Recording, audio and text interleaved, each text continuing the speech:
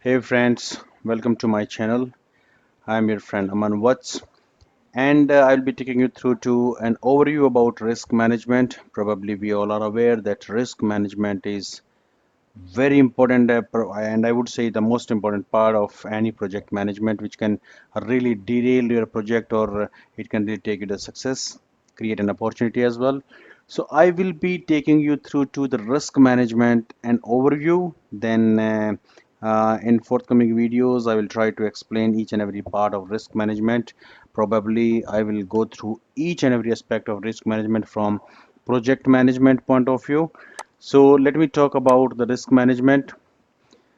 We all know that identifying and effectively dealing with risk in early stages prevents disasters and reduces cost. That's what I say. I said like risk management is very important, very effectively. It has to be handled right from the beginning. So what is risk?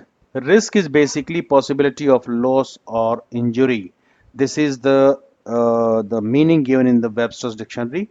Risk is possibility of loss or injury. So which is expected, something expected in the project. Okay, this risk may come, and which in turn convert into issue and cause loss or injury to the project.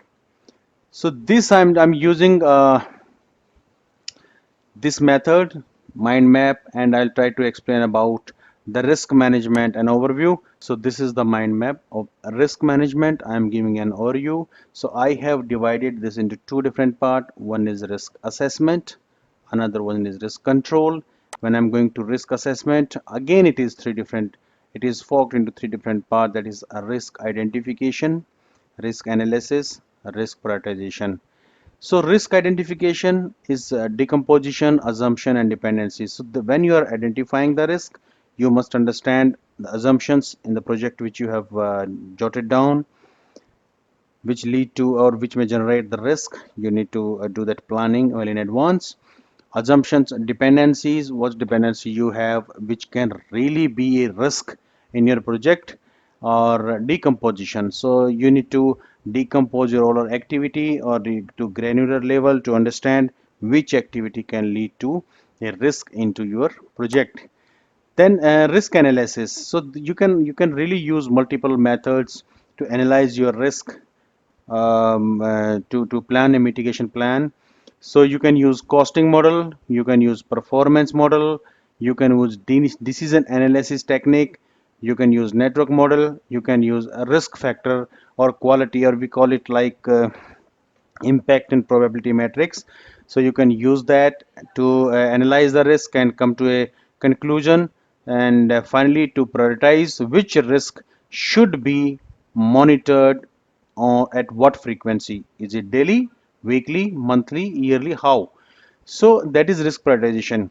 So probably you have to take into consideration risk probability, risk impact, and risk factor. So risk factor is outcome from risk probability and risk impact, which will give you the risk factor, which is utilized to prioritize the risk. Also various methods which can give you to determine the probability or impact, or based on the historical data also you can do this estimation. Then we have risk control. So I divide into two part. I said risk management overview. One is risk assessment, another one is risk control. So when I'm talking about risk control, this was assessment. It is as good as a planning. When I'm talking about risk control, so we have risk response planning, risk resolution, risk monitoring. When I'm talking about risk response planning, so we have risk avoidance, transfer, reduction, acceptance, exploit. So, what is risk avoidance? What is transfer? What is reduction, extend or exploit? I will be covering in separate video for easy understanding. Okay, and then risk resolution, how you can resolve a risk, how you can mitigate the risk. It can be you can create a prototype just to understand what will happen if I go for this. You can use simulation technique. You can create some benchmarking. You can utilize the data. You can really create extra staffing to meet the risk arising out of staffing issues. Then risk monitoring and control is definitely a very important part of any project. So in here also, how you are going to monitor your risk. What are the corrective actions you have to take? What preventive actions you have to take to avoid some kind of risk? Milestone analysis. There should be any milestone miss. You should always try for that.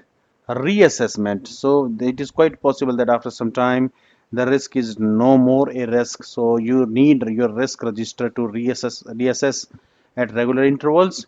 And risk monitoring frequency determination, that is done based on risk prioritization, where you can really identify which risk has to be monitored at what frequency. So, friend, this was all about risk management overview.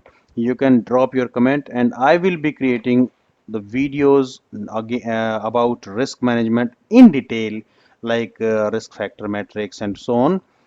Subscribe to this channel and stay connected. Thank you very much.